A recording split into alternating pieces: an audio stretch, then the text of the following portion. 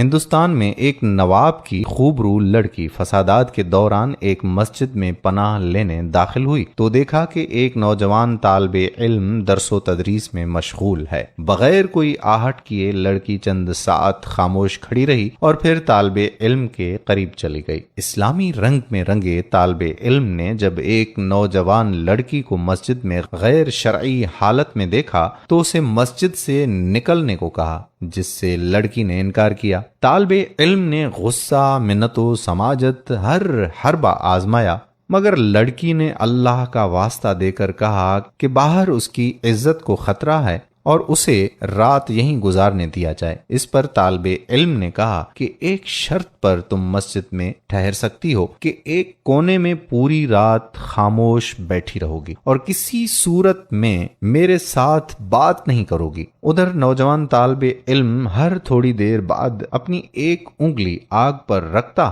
اور پھر وہ سسکیاں لے کر ہٹاتا۔ لڑکی رات بھر یہ تماشا دیکھتی رہی مگر کچھ کہنے سے قاصر تھی۔ خدا خدا کر کے صبح ہوئی۔ لڑکا آذان دینے اٹھا اور لڑکی سے کہا کہ وہ اب مسجد سے نکلے کیونکہ نمازی آنے والے ہوں گے تاکہ کوئی بدگمانی نہ کرے۔ لڑکی نے کہا کہ ٹھیک ہے، مگر مجھے ایک بات بتا دیں کہ رات بھر آپ وقفے سے اپنی انگلی آگ پر کیوں رکھتے تھے؟ طالب علم نے جواب دیا کہ رات میں نے نفس اور شیطان اور اللہ کے احکامات کے مابین شش و پنج میں گزاری۔ جب کبھی شیطان کا غلبہ ہوتا تو میری خواہش ابھرتی کہ اکیلی لڑکی ہے، اپنی خواہش کی تکمیل کر لوں، مگر جب دوزخ کا عذاب سامنے پاتا تو اپنی انگلی کو آگ پر رکھ کر یہ آزمائش کرتا کہ کیا میں اس آگ کو سہ پاؤں گا، مگر جلد ہی احساس ہوتا کہ ایک چھوٹی انگلی یہ تھوڑی سی آگ برداشت نہیں کر سکتی تو جہنم کی آگ